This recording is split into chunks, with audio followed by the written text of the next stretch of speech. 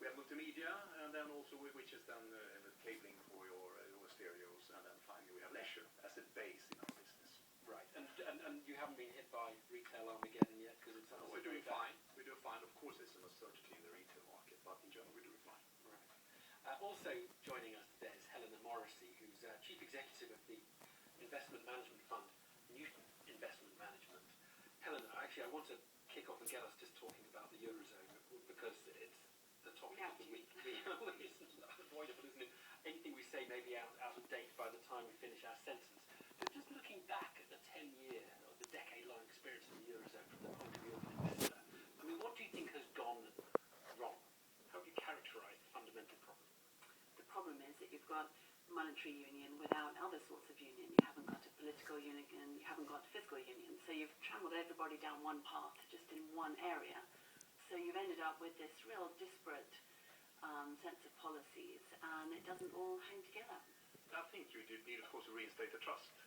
So if you take the consumer side of this, is that consumers can look forward in confidence.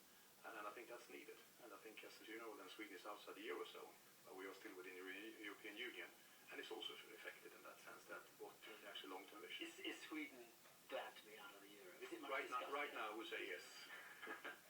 I would say so. Because it wasn't, I mean, you were certainly pondering on going in. I mean, probably more seriously than the UK ever did, yes, I think. Yeah. Yes, I think that roadmap probably changed in the last couple of years. But in general, right where things are standing right now, yes. I think what's frustrating is that the move into the Euro, it defied GCSE level thinking.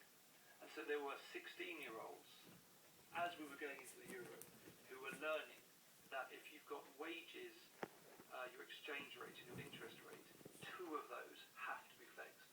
And this was in GCSE economics. Meanwhile, our leaders were taking us into a situation to divide that. And that's what we've got to understand. We've got leaders who don't understand economics. And it's the political leaders that created this mess. Well, they hoped in fairness to them, that if you had the discipline of a single currency, countries would learn to live within that discipline. So their wages would be more flexible. They cannot be flexible. When was the last time that anybody sat in front of somebody and said, we need to make wages flexible, so guess what? You're going to have a 20%, 30%, 40% wage increase. Wages, in reality, structurally are not flexible. They pretended that Greece had met certain criteria, which it patently hadn't.